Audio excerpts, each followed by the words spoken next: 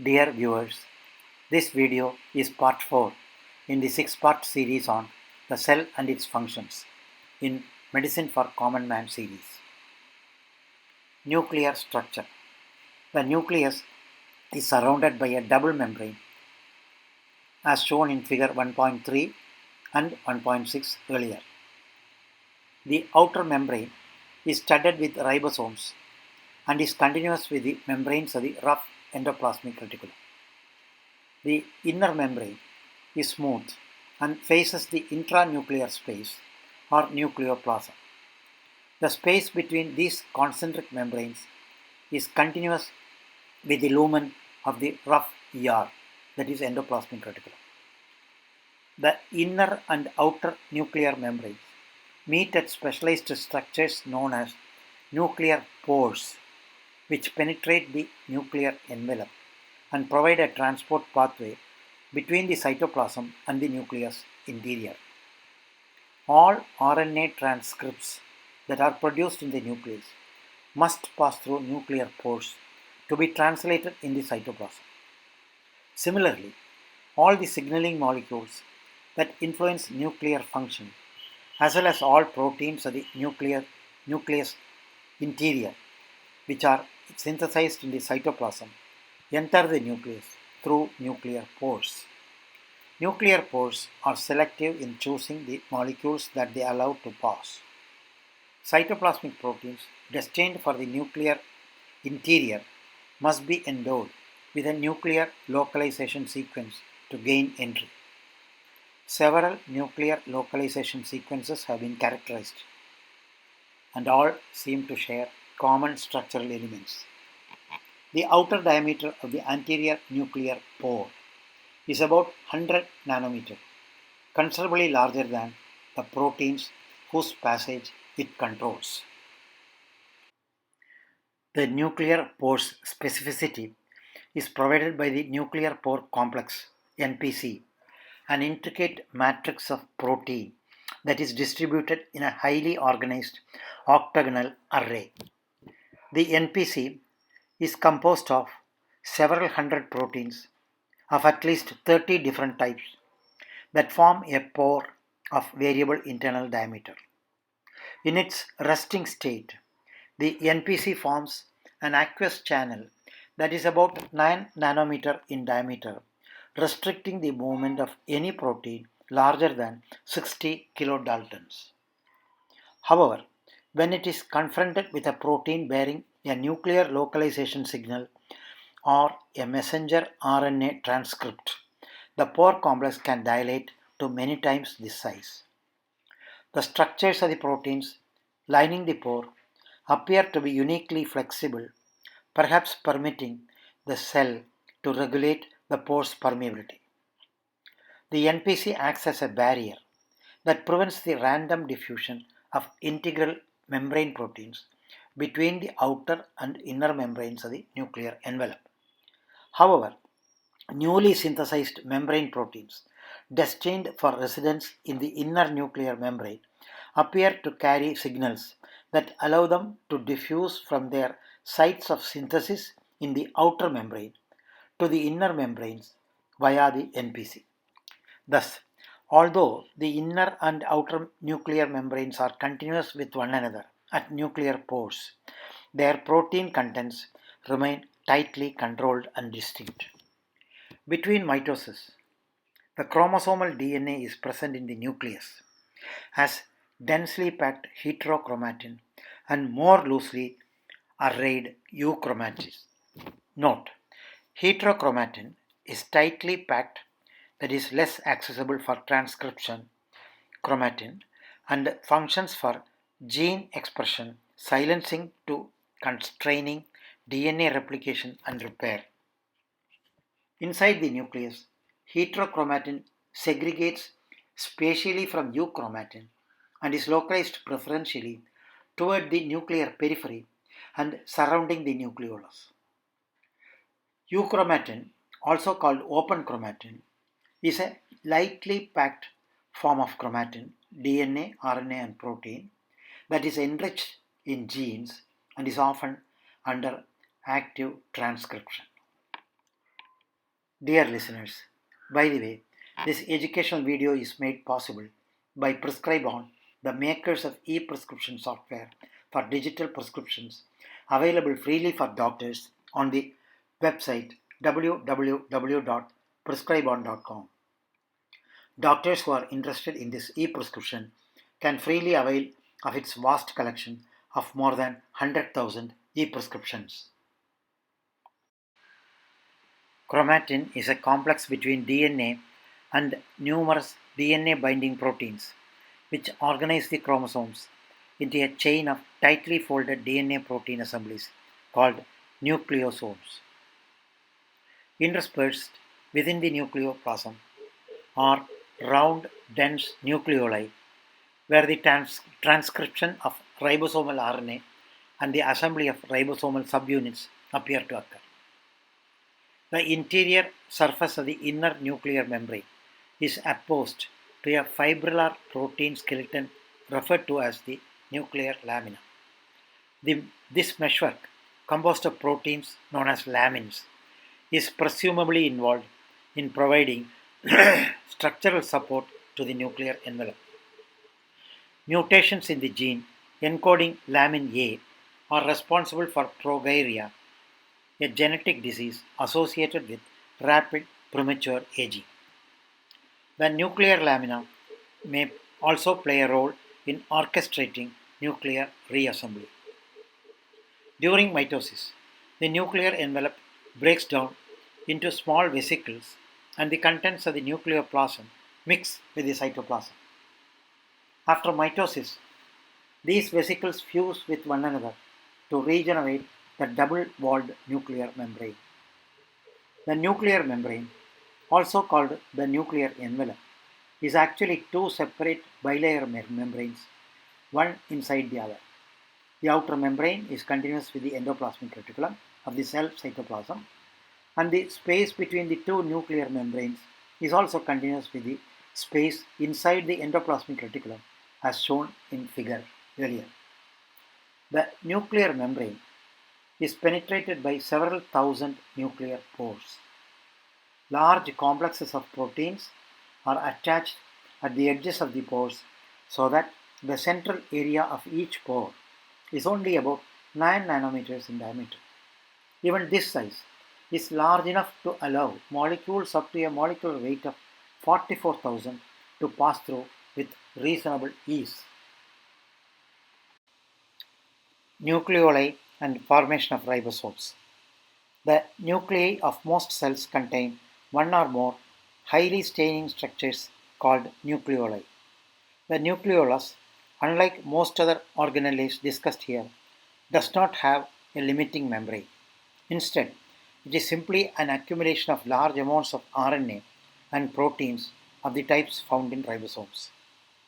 The nucleolus enlarges considerably when the cell is actively synthesizing proteins.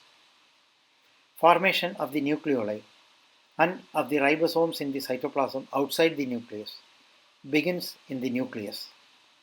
First, specific DNA genes in the chromosomes cause RNA to be synthesized. Some of this synthesized RNA is stored in the nucleoli, but most of it is transported outward through the nuclear pores into the cytoplasm. Here, it is used in conjunction with specific proteins to assemble mature ribosomes that play an essential role in forming cytoplasmic proteins. This figure 1.7 shows the comparative sizes of viruses ranging from 15 to 150 nanometers, Rickettsia 350 nanometers, a bacterium about a micrometer. An average cell is 5 to 10 micrometer. Comparison of the animal cell with precellular forms of life. The cell is a complicated organism that required many hundreds of millions of years to develop after the earliest forms of life. Microorganisms that may have been similar to present-day viruses first appeared on Earth. Figure 1.7 shown earlier shows the relative sizes of the following: the smallest known virus, a large virus, a rickettsia, a bacterium, and a nucleated cell.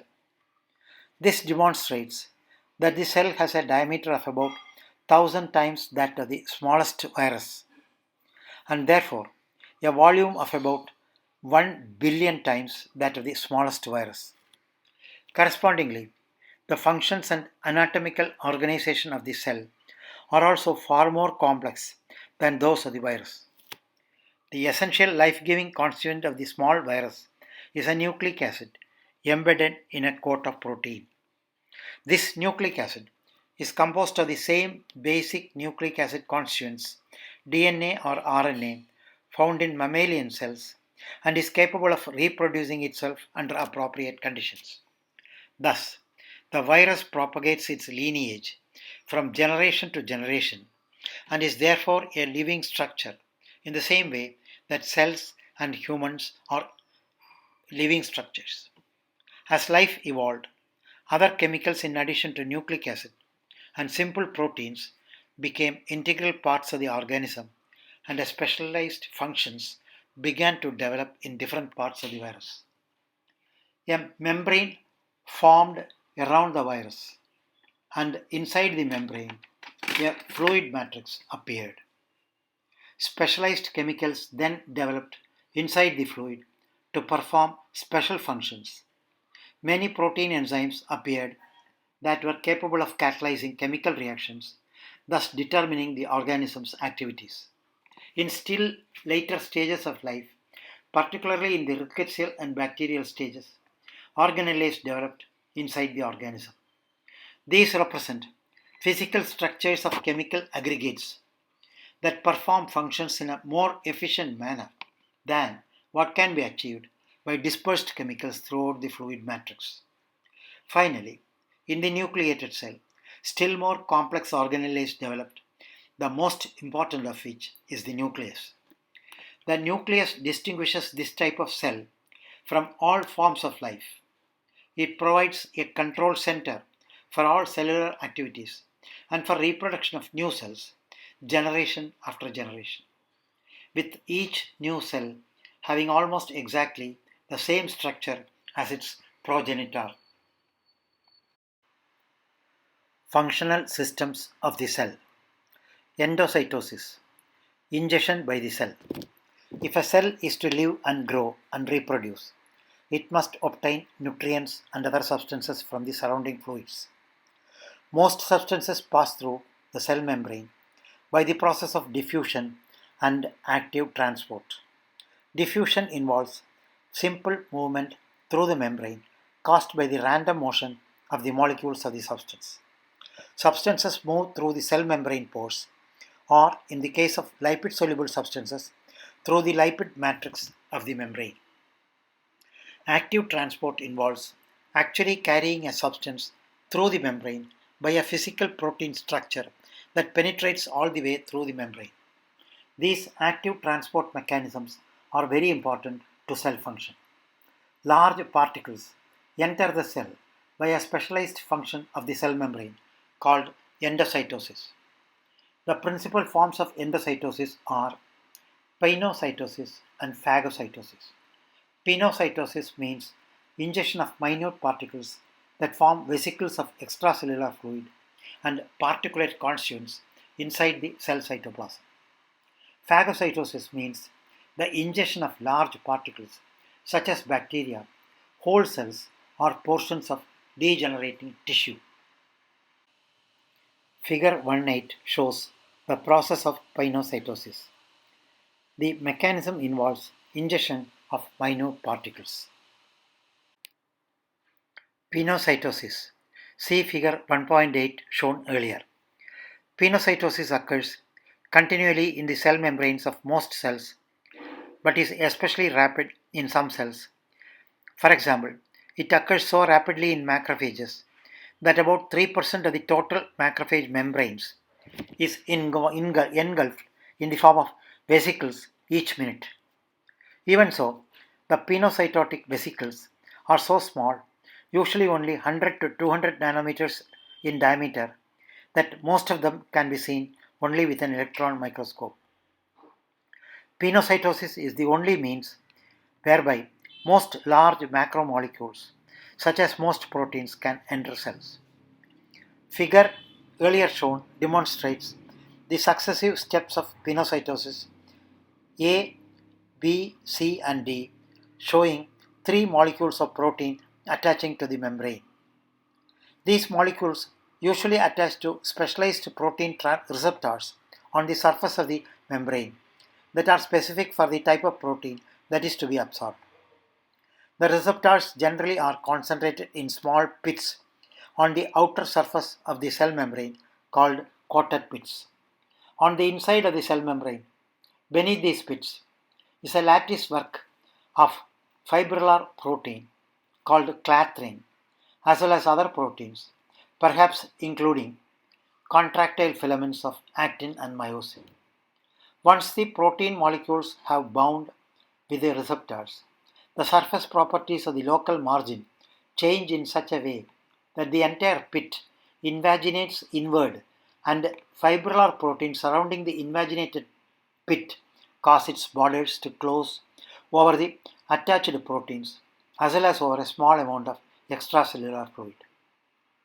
Immediately thereafter, the invaginated portion of the membrane breaks away from the surface of the cell, forming a pinocytotic vesicle inside the cytoplasm of the cell. What causes the cell membrane to go through the necessary contortions to form pinocytotic vesicles is still unclear. This process requires energy from within the cell, which is supplied by ATP, a high energy substance discussed later.